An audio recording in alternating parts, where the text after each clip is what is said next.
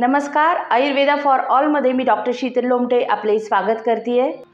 डोक्यावर चाई लागण्याविषयी मी पूर्वीसुद्धा व्हिडिओ बनवलेलेच आहे, परंतु या व्हिडिओमध्ये काही माहिती ॲड करून हा संपूर्ण व्हिडिओ बनवलेला आहे।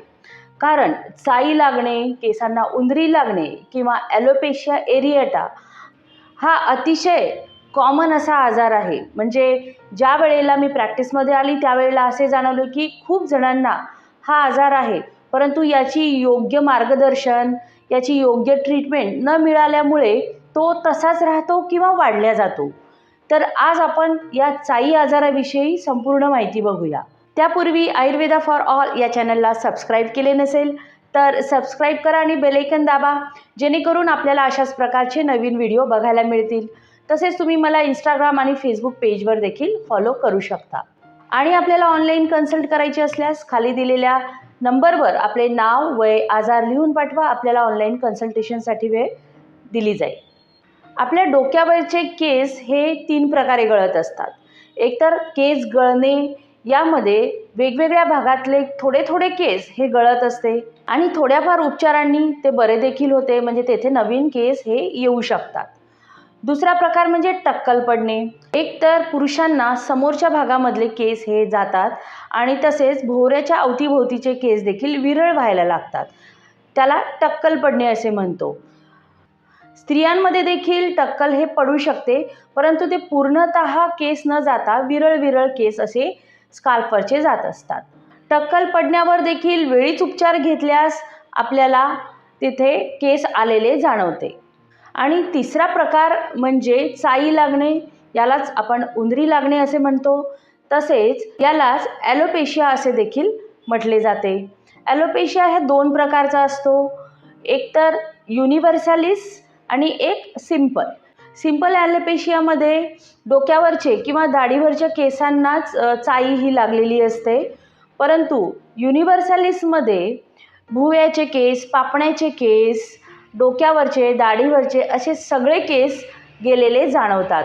तर असे 3 प्रकारे आपल्या डोक्यावरील केस हे जात असतात। यामध्ये आपले केस गळणे हे कुठल्या कॅटेगरीमध्ये बसते हे आपल्याला माहीत पडले पाहिजे।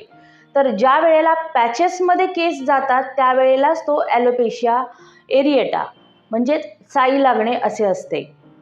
चाई लागण्याची काय कारणे आहेत हे बघूया। ज्यावेळी केसांची अस्वच्छता राखली जाते त्यावेळेला केसांच्या मुळामध्ये इन्फेक्शन हे होत असते आणि त्यामुळे केस हे पॅचेसमध्ये गळायला लागतात आणि याकडे जर दुर्लक्ष केले तर हे पॅचेस मोठे मोठे होत जातात। चाई लागण्याचे दुसरे कारण म्हणजे पोषक तत्वांचा अभाव। आपण जे काही आहार रस हे घेत असतो यापासून आपल्या सप्तधातूचे पोषण होत असते। सप्तधातू म्हणजे काय तर रस, रक्त, मांस, मेद, मेद म्हणजे फॅट, अस्थि, अस्थि म्हणजे बोन, अस्थिमज्जा म्हणजे बोन मॅरो आणि शेवटी शुक्र, शुक्र म्हणजे स्त्रियांमध्ये स्त्रीबीज आणि पुरुषांमध्ये शुक्र पुरुषबीज, असे 7 धातूचे पोषण होत असते। सगळ्यात पहिले रसधातूचे पोषण हे आहार रसातून होत असते। म्हणजे जर आपला आहार चांगला असेल तर आपली त्वचा हे चांगली राहते, याबरोबरच त्वचेबरोबर उत्तरोत्तर त्याचे पोषण हे आहार रसातून जात असते।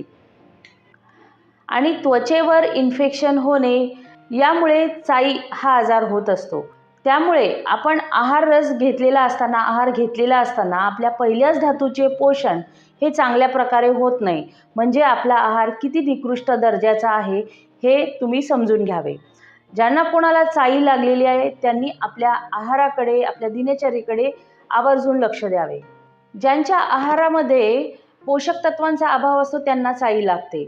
मग असे आहारात आपण कोणते पदार्थ जास्त घेतो की ज्यामुळे हे चाई वाढू शकते किंवा हे चाई लागू शकते हे बघूया। आहारामध्ये जेवणाऐवजी म्हणजे वरण भात, भाजी, पोळी याऐवजी जर फास्ट फूडचा आपण जास्त वापर केला, ज्यामध्ये चायनीज, नूडल्स, पिझ्झा, बर्गर असे जर पदार्थ जास्त घेत असू तर आपल्याला चाई ही लागू शकते किंवा वाढू शकते। चायनीज, मंचुरियन, नूडल यामध्ये जास्त तिखट आणि उष्ण असे गुण असतात, त्यामुळे देखील त्वचा विकार हे होतात, त्यामध्ये चाईचा समावेश आहे। आहारामध्ये विरुद्ध पदार्थाचा जास्त समावेश असणे. विरुद्ध पदार्थ म्हणजे काय, तर दोन विरुद्ध गुण असलेले पदार्थ एकत्रित खाणे याला विरुद्धान्न असे म्हणतात. याविषयीचा डिटेल व्हिडिओ देखील आहे, त्याची लिंक तुम्हाला डिस्क्रिप्शनमध्ये दिलेली आहे. कोणते पदार्थ एकत्रित खाऊ नये याची लिस्ट तिथे मी सांगितलेली आहे. तरीसुद्धा इथे थोडक्यात मी सांगू इच्छिते की जसे दूध आणि फळ एकत्र खाणे, ज्यामध्ये मिल्कशेक, फ्रूट सॅलेड, केळीचे शिकरण असे पदार्थ येतात. फ्रेंच फ्राईज, दहीवडा हे देखील विरुद्धांनामध्येच येते आणि आजकालच्या तरुण पिढीमध्ये हे पदार्थ आहारामध्ये जास्त आहेत. त्यांना हे देखील माहिती नाही यामधून आपल्याला कोणतेही पोषक तत्व मिळत नाही. दुधामध्ये जरी कॅल्शियम असले तरीसुद्धा ते फळांसोबत खाल्ल्यामुळे त्याचे पोषक तत्व आपल्या शरीरामध्ये ॲब्सॉर्ब होत नाही, चांगल्या प्रकारे ते मिळत नाही. उडदाच्या डाळीमध्ये जरी प्रोटीन असले तरीसुद्धा ते दह्यासोबत खात असल्यामुळे दहीवड्यातून आपल्याला पोषक तत्वे हे मिळत नाही. त्यामुळे अशा प्रकारचे विरुद्धान्न सेवन आपण टाळायला हवे जर आपल्याला चाई लागली असेल तर, किंवा चाई लागू नये अशी अपेक्षा असेल तर. आहारामध्ये जर आंबवलेल्या पदार्थाचा किंवा आंबट पदार्थाचा जर जास्त समावेश असेल तरीसुद्धा त्वचा विकार हे होतात आणि त्यामध्ये चाई लागण्याचा समावेश आहे. जसे इडली, डोसा, उत्तप्पा, दही हे जे आंबवून केलेले पदार्थ आहे यांचा जर जास्त समावेश असल्यास त्वचा विकार हे होत असतात. अशा प्रकारे आहारीय पदार्थ योग्य प्रकारे न घेतल्यास देखील आपल्याला त्वचा विकार हे होतात, ज्यामध्ये चाईचा समावेश आहे. तसेच आपली दिनचर्या देखील योग्य प्रकारे नसेल तरी देखील आपल्याला त्वचा विकार होतात, चाई ही लागू शकते. जसे की वेळच्या वेळी जेवण नसणे, अवेळी केव्हाही भूक लागलेली असताना किंवा नसताना काहीही खाणे, रात्रीची झोप योग्य प्रकारे न घेणे, रात्री जास्त जागरण करणे, दिवसा खूप जास्त प्रमाणात झोपणे, जेवणानंतर लगेच झोप घेणे, अशा काही प्रकारांमुळे चाई किंवा इतर त्वचारोग हे वाढू शकतात. जर चाई झालेली असेल तर अशा प्रकारचा आहार व्यक्तीने टाळायला हवा आणि जर आपल्याला अपेक्षा असेल की आपल्याला चाई होऊ नये तर आपल्या आहारातून हे पदार्थ वर्ज्य करावे. तर चाई व्यक्तीला लागलेलीच आहे तर काय करायला हवे?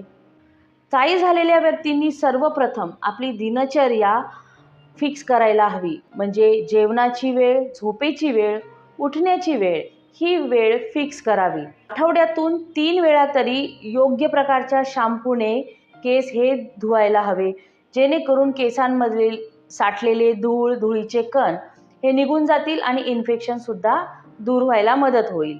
आहारामध्ये वरण, भात, भाजी, पोळी, तूप यांचा समावेश करावा. तसेच फळे, ड्रायफ्रूट्स यांचा देखील समावेश आहारामध्ये करायला हवा. जसे की ड्रायफ्रूट्स आपण हे सकाळच्या वेळी घेऊ शकतो. जेवणाच्या वेळी योग्य प्रकारे जेवण करावे. जेवणानंतर ताकाचा समावेश देखील आपल्या आहारात करू शकतो.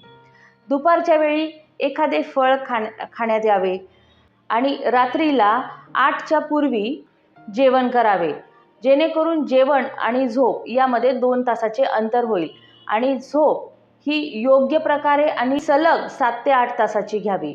अशा दिनचर्या आणि आहारामुळे काय होईल की जी चाई आहे ही वाढणार नाही, परंतु सध्या जी चाई आहे यावर तर औषधोपचार करणे गरजेचेच आहे. आयुर्वेद शास्त्रामध्ये 2 प्रकारे चाईवर उपचार हे केले जातात. यामध्ये औषधोपचार आहे आणि त्यानंतर पंचकर्म उपचार असे 2 प्रकारे केले जातात. तरी देखील माझ्या प्रॅक्टिसमध्ये असे जाणवलेले आहे की पंचकर्म जरी नाही केले तरीसुद्धा केवळ औषधोपचाराने देखील चाई हे बरी होते. चाई या आजाराला क्षुद्र रोगामध्ये समावेश केलेला आहे. म्हणजे अगदी साधा असा आजार आहे जो की थोड्या उपचाराने बरा होतो. परंतु आपल्या मनातील भीती आणि लाज बाजूला ठेवून व्यक्तीने योग्य औषधोपचार हा घ्यायला हवा. योग्य औषधोपचाराने म्हणजे रुग्णाचे वय, प्रकृती, त्याच्या शरीरातील दोषस्थिती हे बघून योग्य असे औषधोपचार जर आपण केले तर चाई हा आजार बरा होतो. 15व्या दिवशी किंवा 20व्या दिवशी केस आलेले आढळतात. काही पेशंटमध्ये तर 7व्या दिवशी देखील केस आलेले आढळलेले आहेत. त्यामुळे चाई लागलेली असेल, उंदरी लागलेली असेल किंवा ॲलोपेशिया झालेला असेल तर न लाजता औषधोपचार हे घ्यायला हवे. चाई लागल्यावर आपल्याला ऑनलाईन कन्सल्टेशन करायची असल्यास खाली दिलेल्या व्हॉट्सअप नंबरवर आपले नाव, वय, आजार लिहून पाठवा. आपल्याला कन्सल्टेशनसाठी वेळ नक्कीच दिली जाईल.